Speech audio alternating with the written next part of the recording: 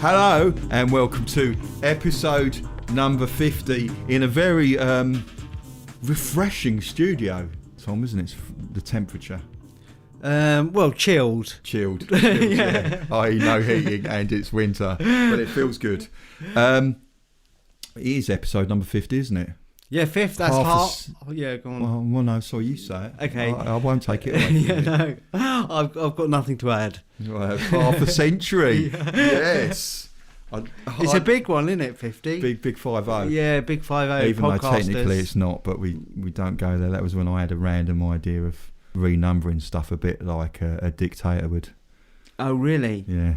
I don't think I ever really grasped what was going on with the renumbering. I don't think I ever really grasped it either, and I think it made no difference to anything and didn't make it easier for anyone either. So, yeah. You may ask, who are we doing today? Work number 50, Rembrandt. Yes. Oh, you know. Of course you know. I told you, didn't I? Yeah. It's not like you're not on the inside of what goes on at Modern Art is rubbish. Yeah.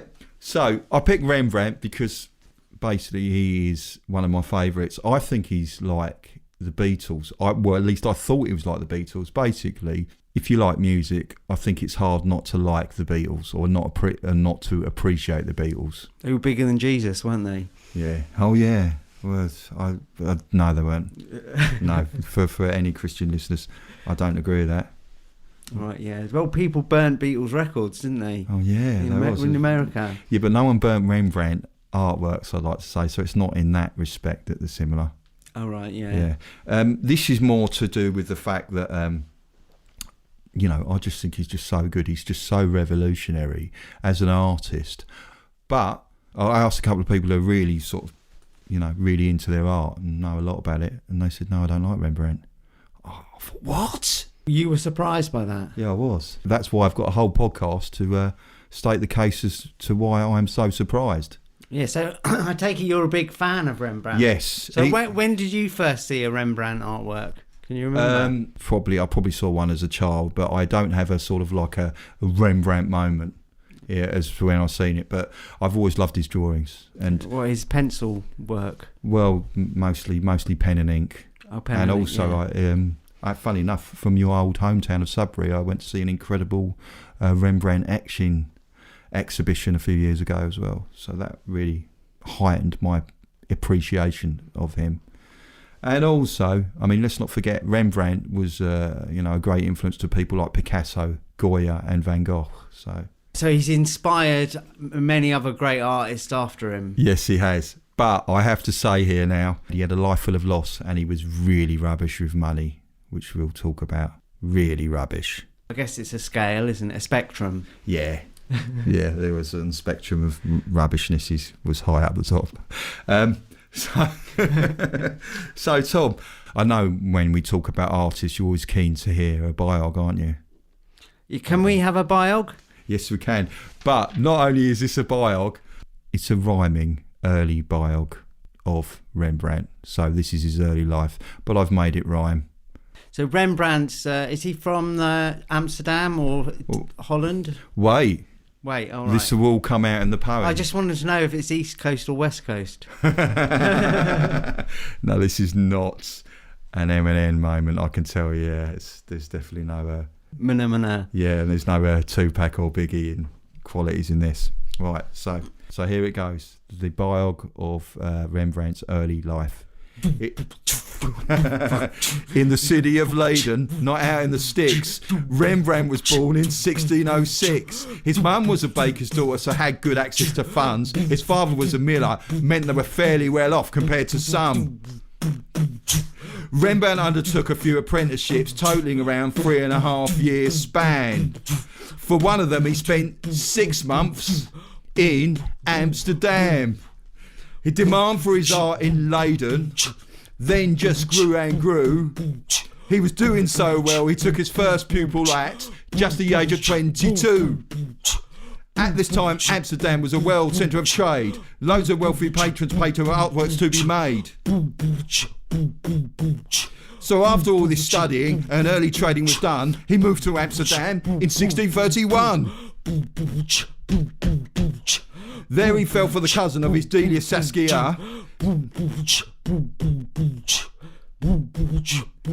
Oh, we got to. I've made a mistake. So. Okay, just carry on. Let's not do any more of that. Oh, yeah. Let's not do any more. Why? It was an incredible bit of rap. You spoiled it for everyone. Yeah. Okay, well then. Anyway, so. So there he fell for the cousin of his dealer, and. His art dealer? His art dealer. Cousin of his his art dealer. Not Snoop Dogg. Not Snoop Dogg's cousin. And her name was Saskia. And an interesting side note was that apparently he wanted to prove to Saskia's family that he could be a success. So that was a big drive to him, become a rich, successful artist. What, so it's like social mobility? Yes. I think he thought that Saskia was out of his league. Right, sad time.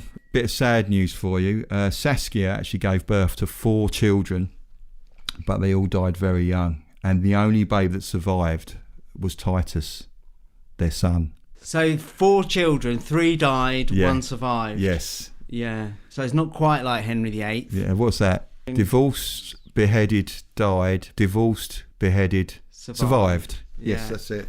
Yeah, so the children are divorced, beheaded, survived. Yeah. They sadly died. They weren't beheaded. No, there was no beheadings going on, so you can't remember the children of Rembrandt that way. It doesn't work. We should make a Rembrandt kid rhyme.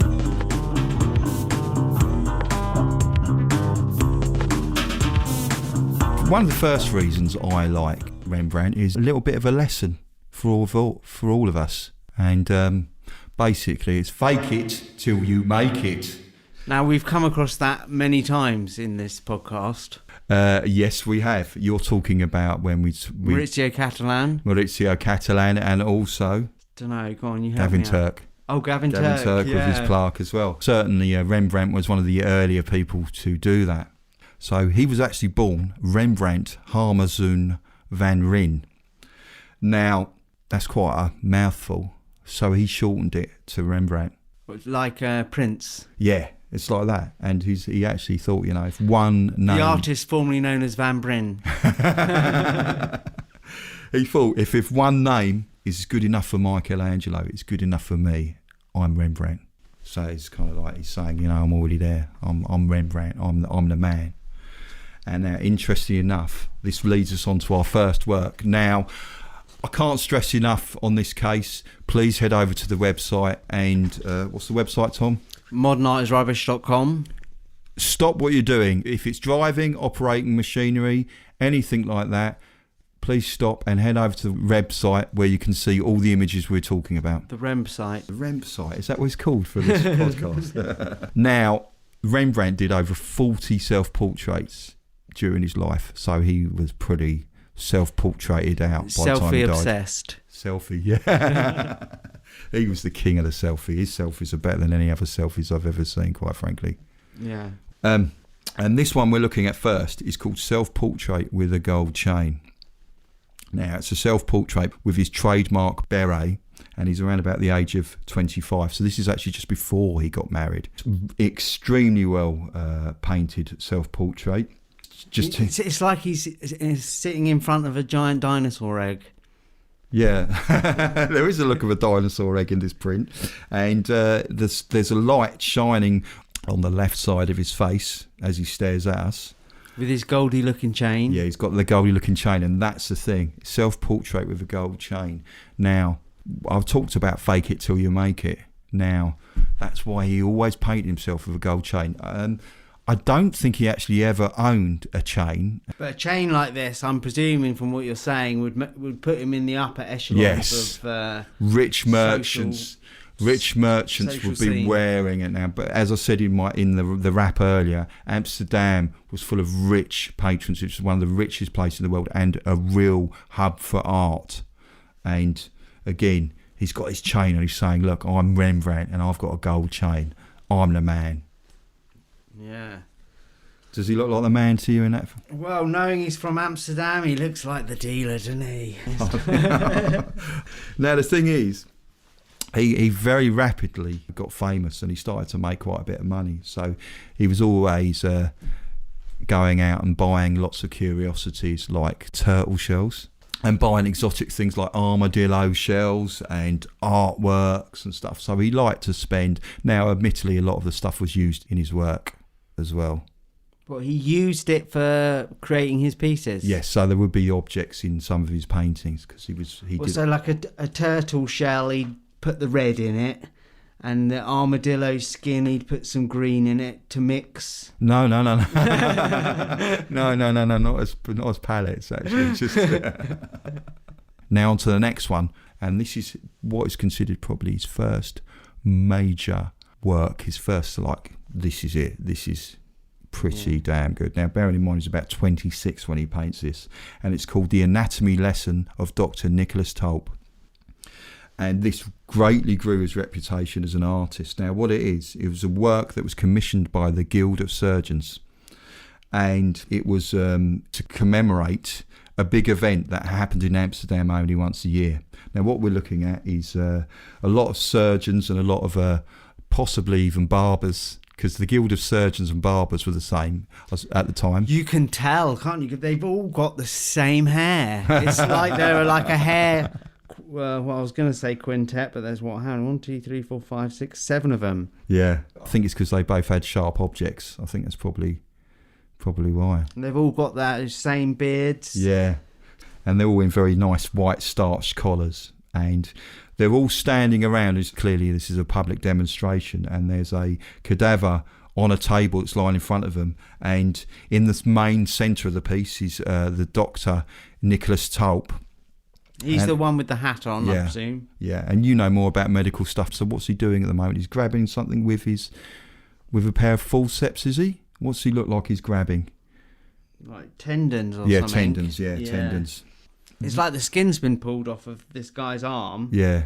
So he's got an implement, and everyone's looking at him, what he's doing. So it's like a public dissection. These were so popular, that they actually included a banquet and a torchlit procession.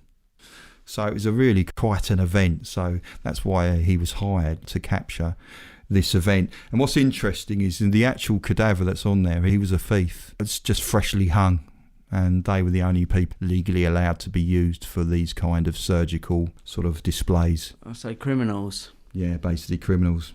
Now, also interesting, people would even pay to be in this painting. So every person that features in that painting is actually paid money to be in it. And Dr. Tulp, who's right in the centre, would have paid the most to appear in the work. So if you're a poor surgeon, you're done for and forgotten.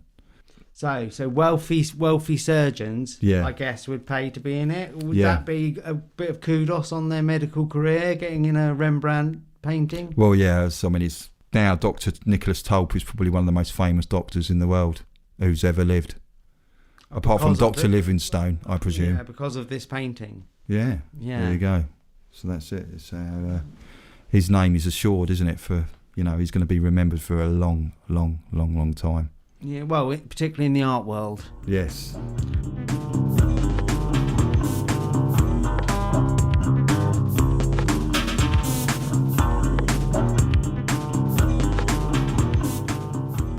This next painting is such an important work, one of the most famous paintings in the world, and it's called The Night Watch. It was created around 1642. I'll tell you how important this is. The main museum of Holland is called the Rijksmuseum, and the whole museum was rebuilt around this painting. So basically, this is the centrepiece of the entire museum. Well, is it a massive? I've been to that museum, so I've probably seen this painting. It's actually huge. It's 12 feet by 14 feet, and it was even bigger because it was actually cropped 70 years after. And I'll tell you how important this painting is in the psyche of Holland. That I watched a documentary about its return to the Rijksmuseum. People actually lined the streets to see the lorry that was carrying the work of art back to the museum, back to its home. So people actually lined the streets and clapping. Yeah. So it's such an important work. As signified by the claps. Yes. So in the Rijksmuseum, it's actually listed as Civic Guardsman of District 2 under the command of Captain Frans Bannick, Cock. So the guy with the red scarf thing across him, that's that captain. That's the main man, yes. Yeah, and he probably would have paid the most money to be in this painting. Now, that was the original, the working title. And the reason why it's called The Night Watch is because people thought that it was a painting that was representing a scene that happened at night. Well, because of the natural fading of the painting. I say natural, fading might be unnatural. I don't know. Some it could be just view. a build-up of dirt and a build-up of which always makes paintings look darker. Now, I also have to explain what the watch part means. Now, this was because it was commissioned by the officers and civic guardsmen of the district of Amsterdam. Now, what this is a painting of, it's a painting showing one of the district's sort of militia. Now, militia, they were like the army to protect Amsterdam against any invaders or any people that were trying to threaten Amsterdam. The militia would be called. Any rowdy stag parties going to Amsterdam for the weekend. Now, in 1642, when this was painted, there wasn't any real threats as such to Amsterdam. So this was more like a sort of a ceremonial kind of club that people would pay to be. It was a time of peace. Yes, it was. So this was more like a ceremonial club that people would pay. So they'd have processions, and they'd probably have nights of like meetings and drinking and making merry. And it's more like a club for very wealthy sort of people, like the Conservative Club. Yeah, very much. Now, this painting, if I actually describe it for you that are listening, but again, I would recommend going onto the website. It's in the centre. There's the captain of the militia, and he's giving orders to his lieutenant to advance, and they're dressed in their ornate militia uniform. This actual painting is filled with life, and it's almost like a historical painting showing a moment in time. For instance, there's someone banging on their drum, I can see. There's even a dog there that's barking. You've got lots of men in there carrying their pikes, and then there's some man's shot his musket. So you can see the smoke just behind the head of the lieutenant, and then someone's blowing the gunpowder out of his musket. So there's lots going on. There's a guy at the back with a banner, and then there's a mysterious little glowing kind of figure of a girl in the background. And the face looks very much like his wife Saskia.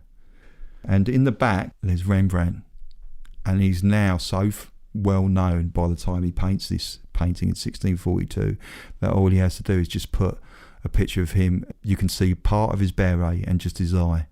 And so it's like self-referencing. It's almost like his logo. You can tell that's Rembrandt.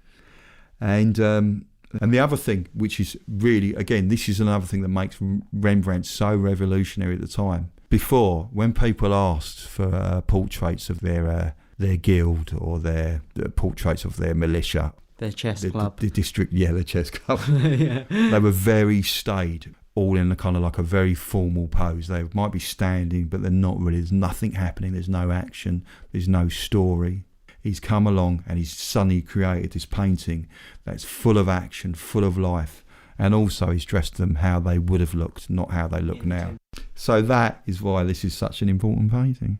Right, yeah. And it is a really good painting. I like it. It's just got loads going on. It's like a still from a movie almost. It's got a drum in it. Yeah. Is that what gave you the idea of doing a sort of beat rap? Was it the drum in this painting?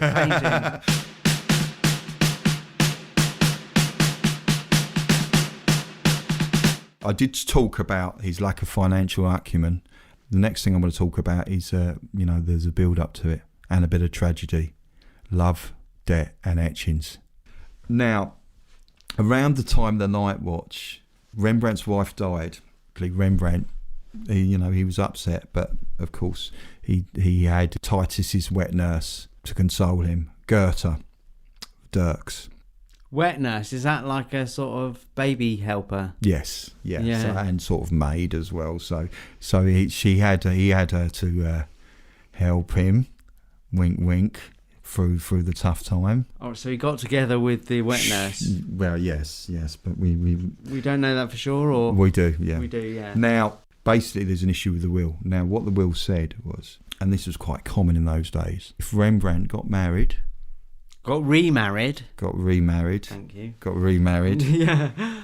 he would have to give half of the estate straight to his son. Titus. Yes, Titus. Yeah. If he did not remarry, then Titus would only be able to claim his half of the estate when he came of age, which is about 25, so that's quite a long time. How old was Titus at this point? Very young. Titus would have been He was still a boy. Still a baby, still very, very young. So, of course, Rembrandt had to live in sin with his with Goethe. He could never marry her because then he would have to give half of his estate to his son. And obviously he didn't like Titus. It's not that, it's the fact that he'd have to find all this cash to transfer and he didn't have any liquid assets. Yeah. So during this period, you can imagine he's upset. His wife's just died, so his inspiration's died. So he produces far less paintings commissions, and he falls behind on the loan repayments for his house. So he turns his eye towards etchings. He just changes his style and he starts doing more etchings. I've been to his house. Rembrandt's house, I've been to yeah. Is it good? Rembrandt's What was it like? It was a good experience. Yeah, they've tried to make it as it was in the 17th century. Yeah. And the rooms where he'd do certain things, you can walk round them and see what he'd do in each room. And he's got his studio, his meeting room. Oh, that's cool. So kitchen. it was really interesting. Yeah. His music studio where he do his rap work with Snoop Dogg. Did you see his etching room as well? Was his etchings? Is that what prompted you? Yeah, there was etchings. Yeah. Yeah, they're amazing. I mean, they're really revolutionary, those etchings. Some of the works he creates, they're almost like photographic snapshots of a moment. This leads us on to the next artwork, which I've picked, is his friend Jan 6. I don't know why he's called Jan 6. I don't know what the 6 means. It's probably his name. 1647 this etching was done, and now his friend asked him to do a work, and he specifically asked him for an etching. And again, it looks like someone's taken a photo of someone and just posed next to the window. It's kind of Very he casual. looks a bit like a blonde Brian May. Yeah, he does.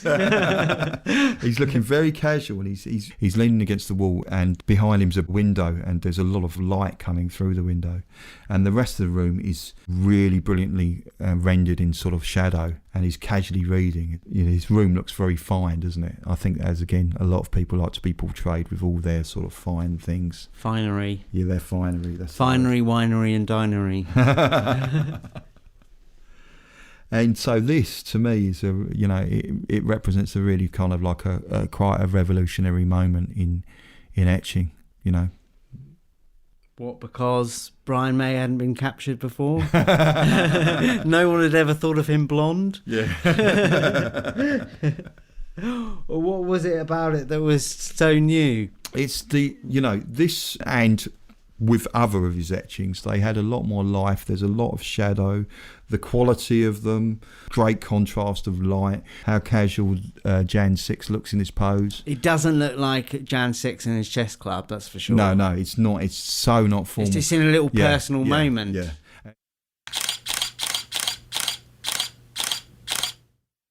Right, on to the next thing. The next thing I want to talk about, and the title is Lock Me Up Lover.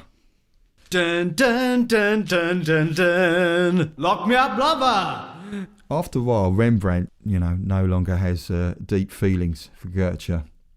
Yeah, well, it's not going very well, and he's also actually got another house servant as well in 1647 called Hendrik Stoffels.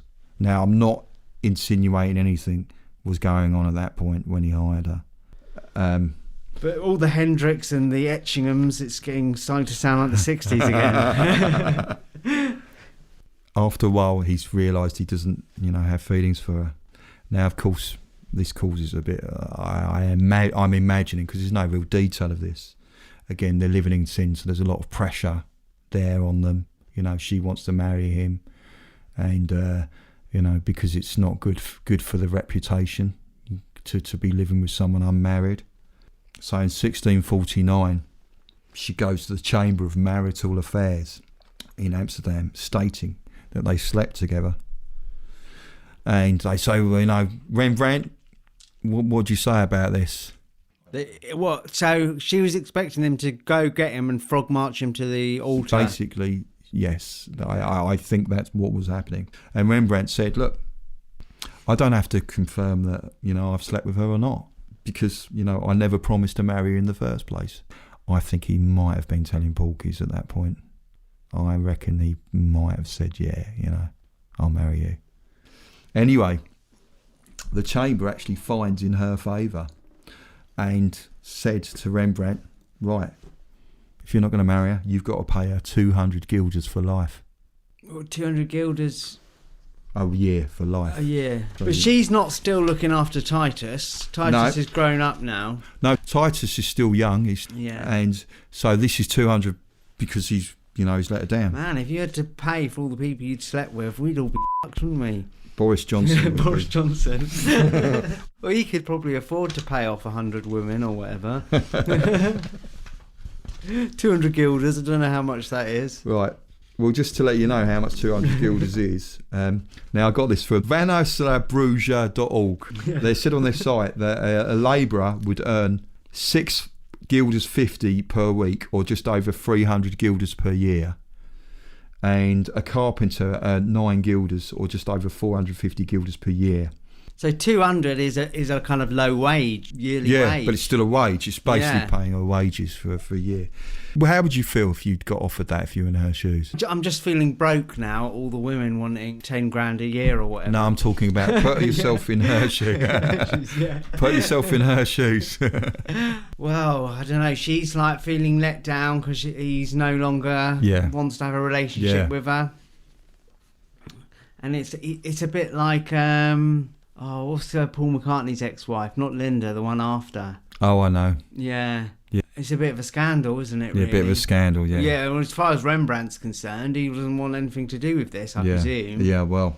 So, anyway, she is not happy about this, and she angrily rejects it and says, no, this is ridiculous.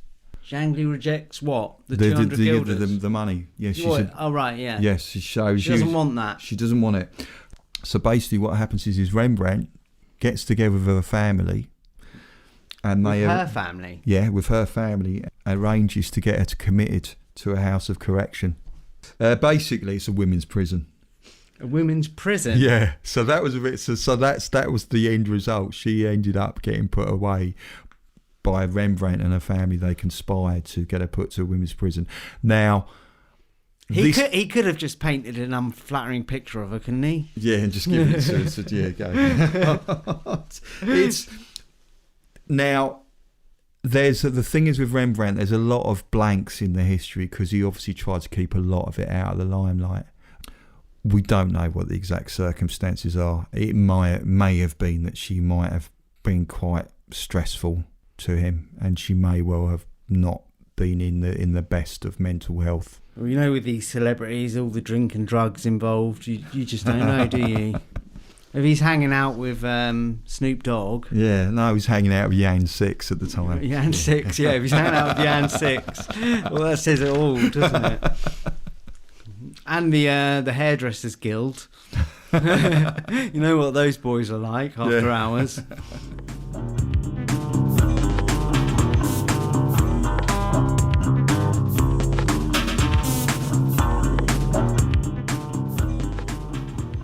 So... But, now that's all in the past. His ex is now in prison, you can move on. It doesn't sound right, does it? It doesn't sound right the way I just said that. But so he's now living with Hendrik Stoffels, his house servant, or is she? All right, so, yeah, you think another lover of Rembrandt? Yeah. Anyway. So what, they were lovers, apparently, the story goes. Yeah. Well, it is because there was there actually was a baby born a few years later. So that was actually in 1654. He had a baby with her. So that's kind of like quite strong proof there. So anyway, he's living with her. So what was the baby they had called? Cornelia. Of course, he's now feeling a lot better, and his style. He starts to think, you know what, I want to start painting again, but I want to start painting for me rather than what my patrons want. So obviously he still has to make money, so he still has to paint for patrons, but his style's starting to become more loose, you know, more what he wants to do, more kind of like almost impressionistic in parts, some of his brush strokes in his later work. And also there's another problem, because he had pupils that he taught to paint in the style of Rembrandt. Yeah, and so in the house that me and Joe visited in Amsterdam, they had his teaching rooms. Yes. Where the pupils would come and study under him. But it's come back to bite him on his bum, because now his pupils are so successful, he has to change his style as well, because he doesn't want to compete with his own pupils. Yeah. Why pay for Rembrandt when you can get a painting in the style of Rembrandt cheaper? Oh, right, yeah. So there's two reasons why he has to change his style. Yeah. Because he wants to, and also because it's not good for him to start painting in his olds. It's not good for business anymore. No. So, 1653, a millstone of a property. So, in 1639, he bought a house that was valued at 13,000 guilders, which actually works out to be $780,000 in today's money. Property's expensive in Amsterdam. Yeah, so a lot of money. And it's right in the middle of Amsterdam. Yeah. Oh, is it? Yes, that's right. Yes. Near the train station. People who lent him the money were, you know, they're very accommodating. They said, look, you know, rent, whatever, you know, whenever, you know, don't worry. And they would let him off quite a lot. So he's behind with his rent. You know, this is 1653, as I said. He should have paid off the loan on his house, and he still owes 8,000 guilders. Yeah. Basically, his lender says, that's it, I've had enough, you've got to pay it. So he's thinking, wow, the hell, I've got to get all this money, otherwise I'm out. He knows some quite high-profile rich people. So he goes up to one person and says that he knows, can you lend us 4,000 guilders? And he says, yeah. He said, well, what are you going to give me? He says, I'll tell you what, if I don't pay you back in a year, you can have everything I own. I mean, that's not a good move, is it? No, it's not a good move. Yeah. So then Rembrandt finds another person he knows. And says, does the same trick. Says, yeah, if you give me like 4,000 odd guilders, I'll pay it back to you. If I don't pay it back to you in a year, you can have everything I own. And then he went to his friend Jan 6. Now, you can't go too big with your close friends. So he said, can you lend me like 1,000 guilders or so? And if I don't pay you, I'll pay you back everything I own in a year. You can have everything I own. So he's done it to 3 people. He's promised everything he owns. Yeah. Sneaky Rembrandt. So a year passes. What do you think? He hasn't paid any of them anything. No.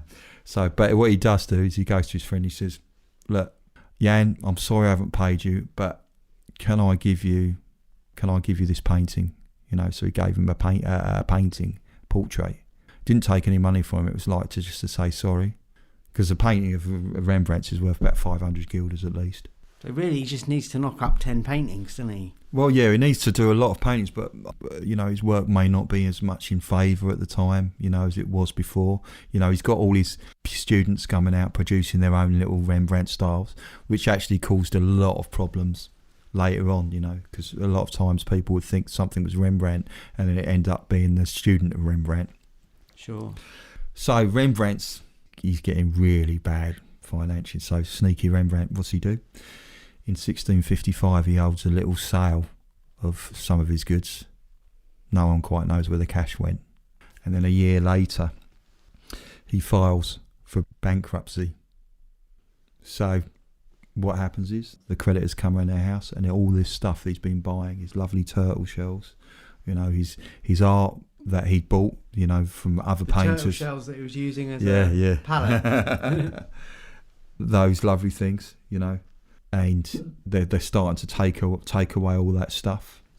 And he thought, well, you know, this is obviously not good, because he loves his art collection that he's bought, you know, all the things he's bought, all the fine stuff, it's all been taken away.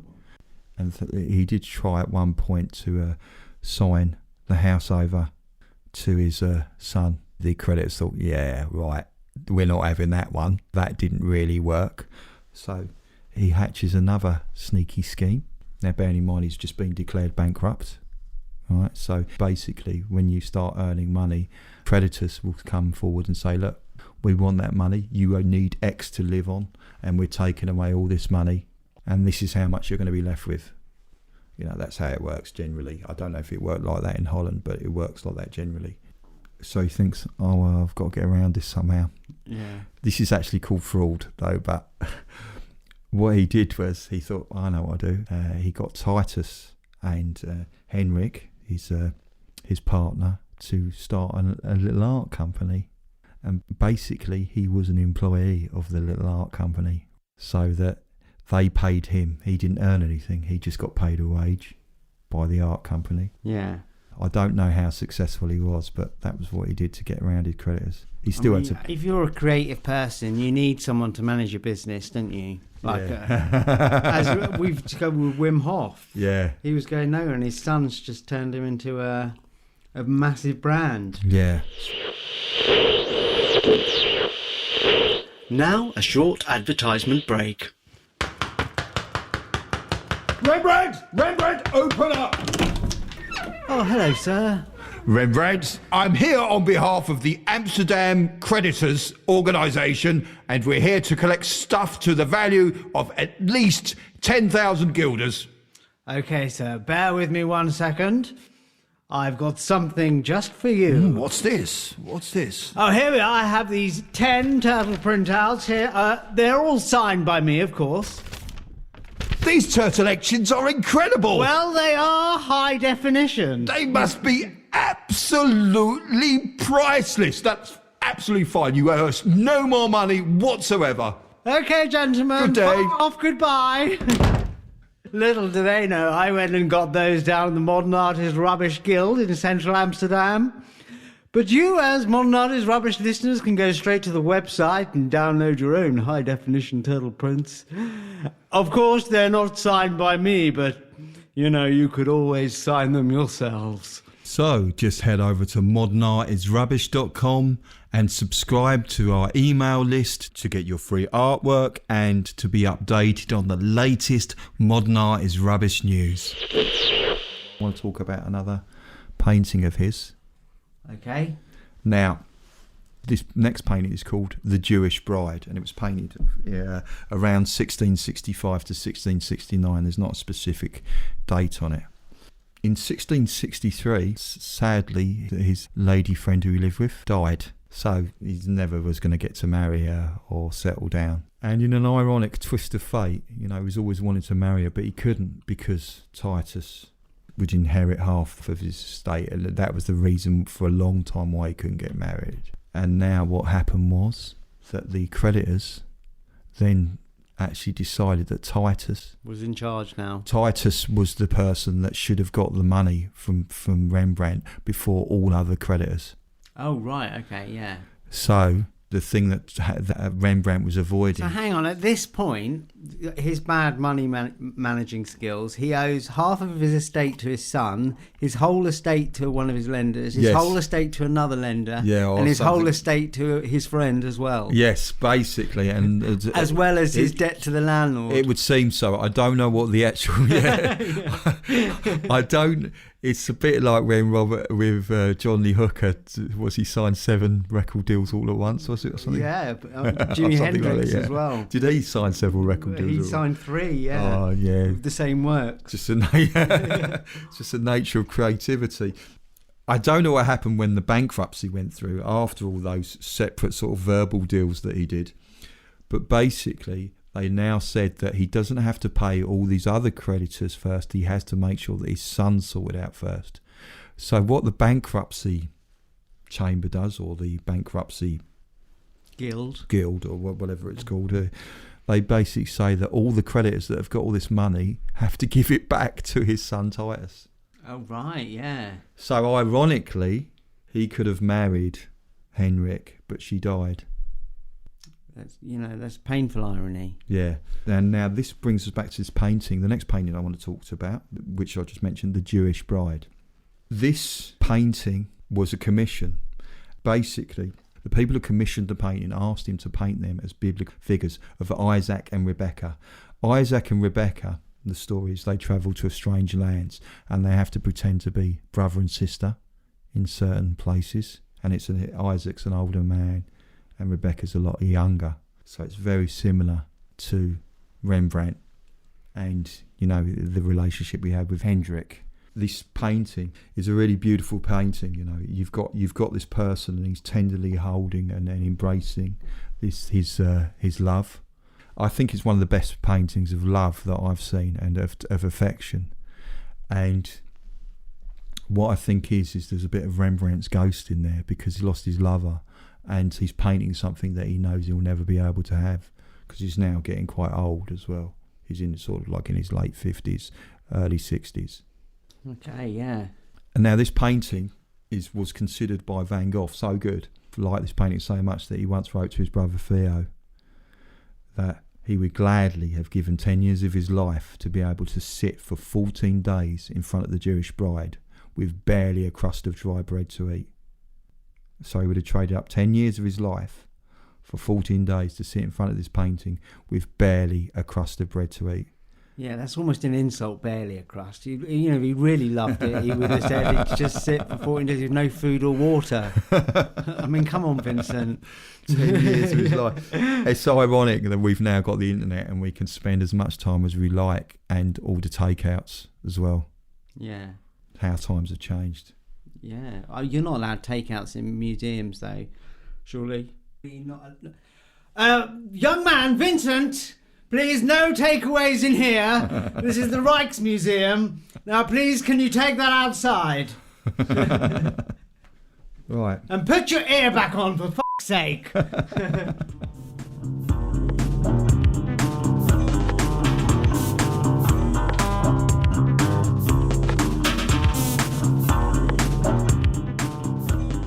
So, like all good stories, sadly they must come to an end, and Rembrandt died, as most people seem to. Should we do it? No, we're not doing it. No dying sound effect. Yeah. So, now, sadly, he lived to see his son Titus die in 1668. This guy is broke, and he's seen his son die, and every woman he's loved die. Now, he also got buried in a pauper's grave, so they don't know where his remains are, because at the time a pauper's grave, you basically would just rent out a plot, and then after a certain short period of time, your body would be interned, and I don't know, put somewhere else, I suppose. Right, yeah, but I mean, bones aren't that much use. His artwork survived. Yeah. Mondion was buried in Brooklyn. Is that another friend of Snoop Dogg's? So, I want to talk about one of the reasons why I think he's such a revolutionary modern painter. And I've picked another one of his self-portraits to finish off with. And it's called Self-Portrait with Two Circles, 1665 to 1669. Now, in the portrait, Rembrandt is holding his brushes, his palette, and his mole stick. Now, a mole stick is that long kind of stick that painters use to steady their arm with when they're painting. And the painting is quite large. It's 114 centimetres by 94 centimetres. And it's really recognisable because in the background it has parts of two circles showing. Now, we've seen circles in the background on his self-portraits before. Yeah, but I think that was more of a basic background, whereas this is a kind of like a very modern kind of statement almost, I feel. It's more circular? Yes. Now, one of the reasons they feel that he might have done this is because people looked at his new style. It was almost impressionistic. And people didn't quite understand because he didn't treat painting a kind of like the older style of painting. He was always experimenting, forging ahead. A lot of people thought, oh, Rembrandt, he can't draw very well. And that's why he just paints so loosely. It's because he's not actually very good. So what he's done is, this is one of the theories, is that he's drawn circles in the background because to draw a perfect circle, It's almost like one of the most difficult things that anyone in art could do. It's like saying, I'll show you how good I am at drawing. And Giotto, the early Renaissance painter, did this to show how good he was at drawing. He drew a perfect circle. Yeah. So this is almost like a statement saying, I am Rembrandt, I am still the man, I can draw. And he's got these circles in the background. But they look so modern. If you took Rembrandt out of the painting, you look at that background, it looks like almost like a 20th century work of painting. It's kind of like an abstract piece of art. Looks a bit like Roger Taylor. Roger Taylor. I don't know why so many Queen references. Oh no, he looks like Roger Taylor in this one. Yeah. Right, maybe even heralded the arrival of the band Queen. The Rival. The arrival. Oh, The Rival, yeah. Now, if you look at this painting and you look at his palette and his brushes, it's almost like he's just done a few quick sort of strikes of his paintbrush and quick lines, and it's very fluid, and it's kind of it's almost impressionist. Sure. Yeah. Yeah. A long time before impressionism came around. Yeah, but he's a precursor to it with this painting particularly. I wouldn't be surprised if a lot of the impressionists had seen some of the Well, we know they Rembrandt did. works. Van Gogh had got his takeaway in the Rijksmuseum, got kicked out, didn't he? Post-impressionist was Van Gogh. Was he post-impressionist? Post-impressionist, yeah, post. So this painting, a portrait that is a really modern portrait, and yet it was painted in, the late 17th century. Yeah, well, mid to late 1660s. Oh yeah, 1665 to 1669. When did the Impressionists really come to the fore? Well, you're talking the late 1800s. Yeah, so 200 years later. Yes. Yeah, we're talking like Monet, Manet. Monet, Yeah, all those and Yeah. A's. all those A's.